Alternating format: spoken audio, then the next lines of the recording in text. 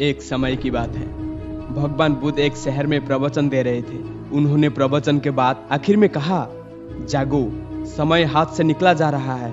इस तरह उस दिन की प्रवचन सभा समाप्त हो गई।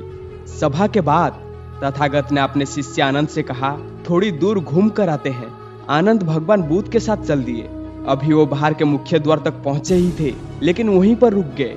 प्रवचन सुनने आए लोग बाहर निकल रहे थे, इसलिए भीड़ का माहौल था। वो दोनों भीड़ कम होने का इंतजार करने लगे। इसी बीच उसी भीड़ से निकलकर एक स्त्री भगवान बुद्ध के नजदीक आई और उसने हाथ जोड़कर कहा, तथागत, मैं एक नर्तकी हूँ।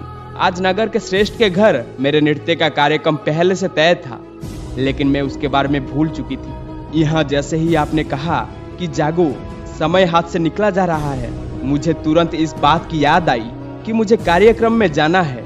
उसके बाद एक डाकू भगवान बुद्ध से मिला और उसने कहा, तथागत, मैं आपसे कोई बात छिपाऊंगा नहीं।